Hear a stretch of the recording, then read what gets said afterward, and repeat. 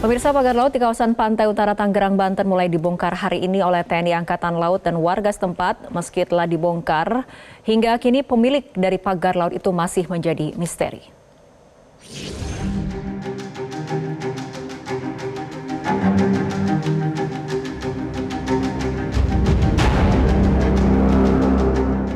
Setelah menuai polemik dan menjadi perbincangan publik beberapa waktu terakhir, pagar laut Tangerang akhirnya dibongkar pada Sabtu 18 Januari 2025. Pembongkaran pagar laut yang terbentang sepanjang lebih dari 30 km di perairan Tanjung Pasir, Kabupaten Tangerang, Banten itu dilakukan oleh TNI Angkatan Laut. Sedikitnya, 600 prajurit TNI AL dikerahkan membongkar pagar laut Tangerang yang terbuat dari bambu itu. Selain prajurit TNI AL, warga setempat juga turut dilibatkan dalam proses pembongkaran pagar laut Tangerang. Karena memang ini untuk kepentingan masyarakat. Kami hadir di sini atas perintah dari Presiden Republik Indonesia melalui Kepala Staf Angkatan Laut ya, untuk membuka akses terutamanya ya, bagi para nelayan yang akan melaut. Apapun itu, kalau untuk kepentingan rakyat, ya, Angkatan Laut, TNI khususnya, ya, kita akan tampil ke depan. Lebih mudah kita melaksanakan kalau tidak ada yang mengakui. Daripada yang ada yang mengakui, kita perlu koordinasi lebih lanjut. Demikian, Mas. Meski telah dilakukan pembongkaran, namun hingga kini pemilik dari pagar laut ini masih menjadi misteri. Keberadaan pagar bambu yang diduga tanpa izin ini menimbulkan kekhawatiran terkait dampaknya terhadap ekosistem laut serta kehidupan nelayan setempat. Sebelumnya, anggota Ombudsman RI YK Hendra memastikan akan memberikan tindakan korektif yang akan menimbulkan potensi pidana terhadap siapa yang melakukan pembangunan pagar laut tersebut. Ombudsman itu mendorong agar segera ini dilakukan pencabutan, wilayah yang diuruk perairan tambak segera dikembalikan lagi berfungsi karena pelayanan publiknya di sana. Gitu. Nah, tentunya nanti Ombudsman akan memberikan tindakan korektif. Di dalam tindakan korektif itu akan menyebutkan beberapa hal yang sebetulnya itu potensi terhadap pidana. Siapa yang melakukan pembangunan itu jelas potensi pidana. Oleh karena itu APH di sini harus masuk.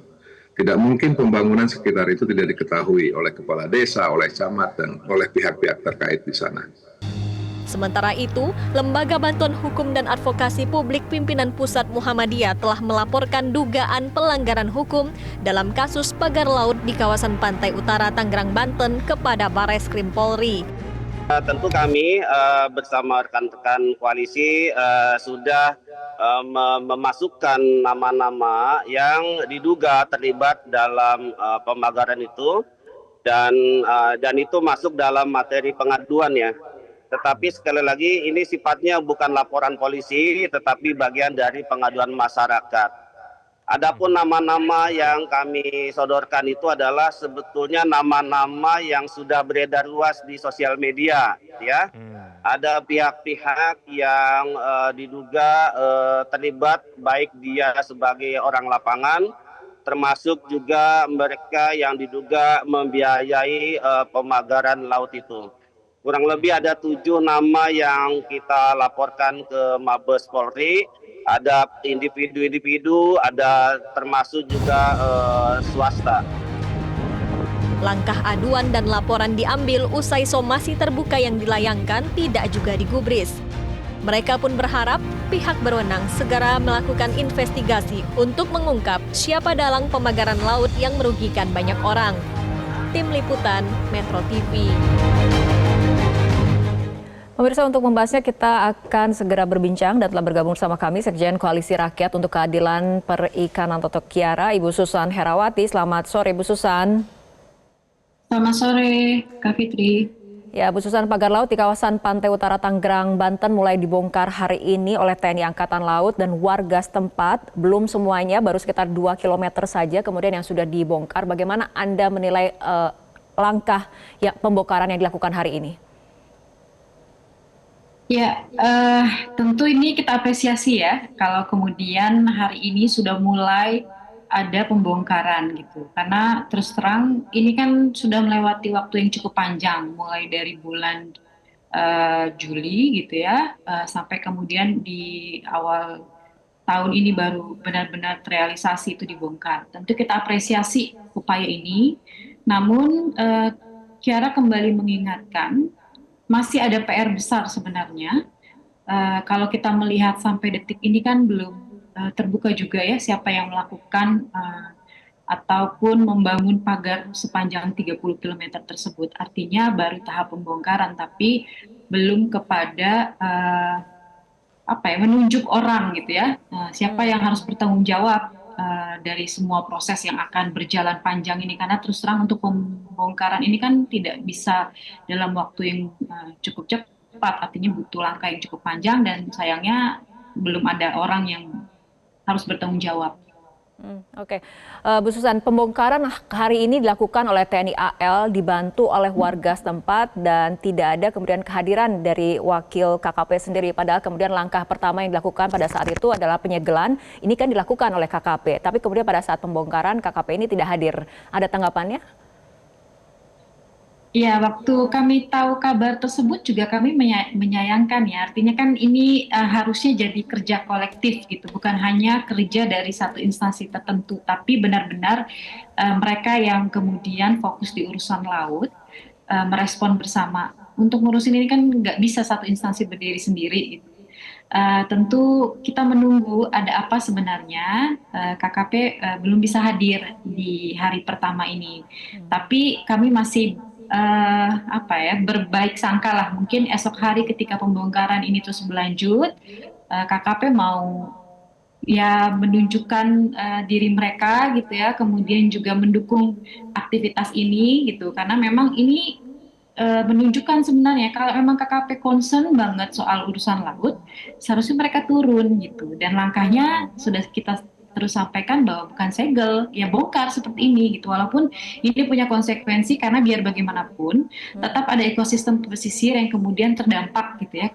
Karena kalau kita lihat dari prosesnya hari ini bagaimana pagar itu ditanam gitu ya, ada material pemberatnya dan lain-lain, ini tentu merusak ekosistem. Itulah kenapa KKP harus datang dan melihat proses ini supaya mereka tahu bagaimana kerusakan dari pagar ini dan mereka tetap bisa bekerja untuk mengungkap siapa pelakunya.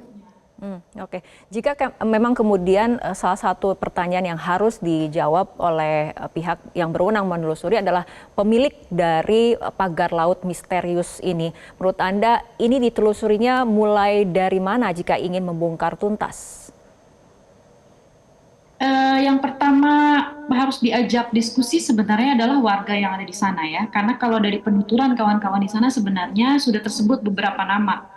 Gitu. Orang-orang yang kemudian bahasanya adalah memandori gitu ya, mengajak kawan-kawan untuk melakukan pembangunan pagar ini gitu. Artinya kan dari situ sebenarnya telusuri bagaimana mereka menerima perintah, siapa saja yang memerintahkan, kemudian juga nanti ini akan berujung tuh kepada siapa sebenarnya di balik pagar ini gitu. Cuman masalahnya adalah mau nggak proses ini juga transparan gitu, artinya terbuka untuk publik, bagaimana kita juga bisa mengawasi proses ini gitu, itu yang kemudian penting. Tapi saya yakin ini tidak sedemikian sulit sebenarnya.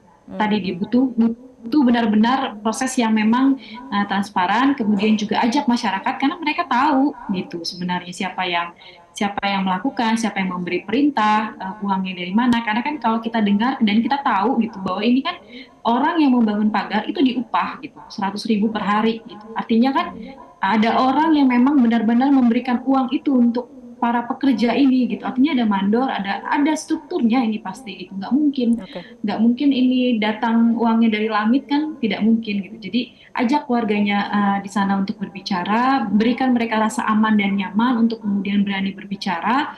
Aku rasa itu yang paling penting karena selama ini sebenarnya bukan mereka tidak mau bersuara, tapi karena banyak sekali oknum-oknum yang ada di sana, kemudian secara luar biasa mengintimidasi kawan-kawan sehingga mereka tidak berani untuk mengungkap secara terang siapa saja pelakunya. Coba diberikan rasa aman dan nyaman, saya yakin masyarakat berani untuk bicara dan mengungkap siapa saja pelakunya. Baik, Bu Susan, untuk solusi jangka panjangnya apa sih sebetulnya harus dilakukan agar kemudian tidak ada lagi praktik privatisasi laut seperti ini?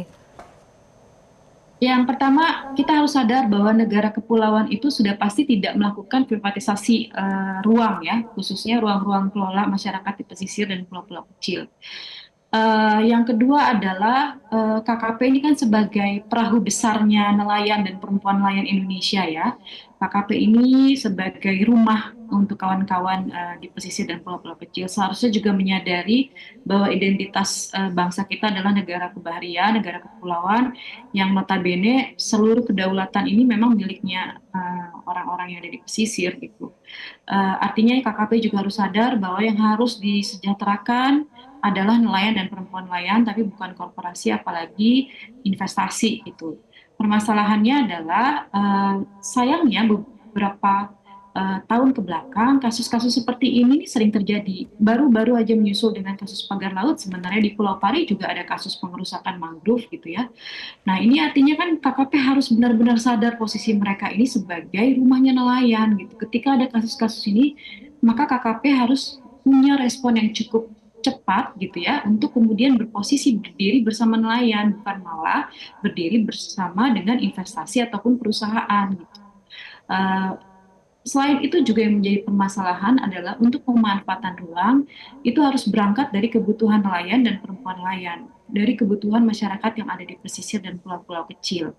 Kita tidak bisa melihat satu ruang kosong, pulau kosong, ataupun pesisir yang kosong sebagai ruang hampa. Itu pasti memiliki makna yang luar biasa untuk kawan-kawan yang ada di pesisir. Untuk pemanfaatan ruang, seharusnya itu melibatkan kawan-kawan yang di pesisir untuk menentukan ruangnya mau diapakan. Gitu. Jadi kebijakan pemanfaatan ruang itu harus berasal dari bawah ke atas, bukan dari atas ke bawah. Itu yang paling substansi sebenarnya, karena ini carut marut penataan ruang ini, gitu, pemanfaatan ruang itu memang kayak seperti menu yang dibuka untuk para investasi memilih daerah mana yang strategis untuk bisnis mereka, sedangkan lain nggak punya posisi tawar kalau sudah ditetapkan seperti ini. Gitu. Saya rasa itu yang paling substansi hari ini. Oke, baik Bu Susan, kita akan terus tunggu bagaimana pengusutan tuntas siapa kemudian pemilik dari pagar laut misterius ini. Terima kasih Bu Susan Herawati telah berbincang bersama kami sore hari ini. Jelajahi cara baru mendapatkan informasi. Download Metro TV Extend sekarang.